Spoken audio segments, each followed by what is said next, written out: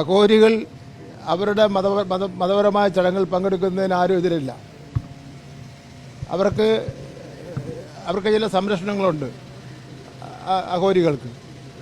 ആ തെരഞ്ഞെടുപ്പ് കാര്യങ്ങൾ അവരുടെ കാര്യങ്ങളിൽ പൂജയ്ക്കോ അവർ വിശ്വസിക്കുന്ന വിശ്വാസ പ്രമാണത്തിൻ്റെ പ്രവർത്തനങ്ങൾ നടത്തുന്നതിന് വേണ്ടി പങ്കെടുക്കുന്നതിന് തെറ്റില്ല. പക്ഷേ മതം രാഷ്ട്രീയത്തിൽ ഇടപെടാൻ പാടില്ലെന്ന് ഇന്ത്യൻ ഭരണഘടനയിൽ തന്നെ പറഞ്ഞിരിക്കുകയാണ്. ഇത് മതപരമായി ബന്ധമുള്ള ആൾക്കാരാണ് ഈ അഘോരികൾ എന്ന് പറയുന്നത്. അത് അവർ വന്ന് ഈ തെരഞ്ഞെടുപ്പിൻ്റെ ഒരു കൺവെൻഷനിൽ പങ്കെടുത്തിരിക്കുകയാണ്. അത് ഇന്ത്യൻ ഭരണഘടനയുടെ തത്വങ്ങൾക്കെതിരാണ്, തെരഞ്ഞെടുപ്പ് ചട്ടങ്ങൾക്ക് എതിരാണ്. ഇന്ന് തന്നെ ഞാൻ വീട് വീടാന്തരം കയറിയുള്ള ക്യാമ്പയിൻ നടത്തിയ അവസരത്തിൽ സംസാരിച്ചവരെല്ലാം എന്തെങ്കിലും പ്രശ്നമുണ്ടെങ്കിൽ ചോദിക്കാൻ പറയും, എന്തെങ്കിലും ആവശ്യമുണ്ടെങ്കിൽ എന്തെങ്കിലും കാര്യമുണ്ടെങ്കിൽ ചോദിക്കാൻ പറയും.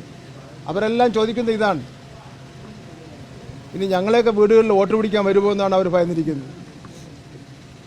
കാരണം അവർ പറയുന്നതെന്ന് വെച്ചാൽ ഞങ്ങളുടെയൊക്കെ വീടുകളിൽ വോട്ട് പിടിക്കാൻ വന്നു കഴിഞ്ഞാൽ എന്ത് ചെയ്യാൻ വേണ്ടി പറ്റും? കൊച്ചു പെൺകുട്ടികളും ആൺകുട്ടികളൊക്കെ ഉള്ള വീടുകളാണല്ലോ. അപ്പോൾ ഒരു കാരണവശാലും ഇവർ ഈ തെരഞ്ഞെടുപ്പ് കൺവെൻഷനിൽ വേദിയിൽ കയറാൻ പാടില്ല. വോട്ട് പിടിക്കാൻ പോയത് തന്നെ തെറ്റാണ്. അത് മതം തെരഞ്ഞെടുപ്പിൽ ഇടപെട്ടിരിക്കുകയാണ്.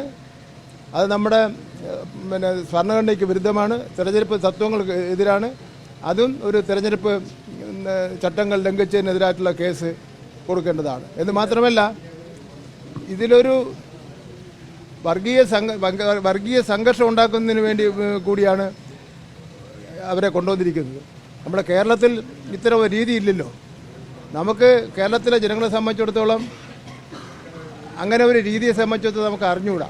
ഇങ്ങനെ ഒരു സംബന്ധിച്ചിടത്തോളം ആൾക്കാരെല്ലാം ടി വിയിലും എല്ലാം കണ്ടപ്പോഴാണ്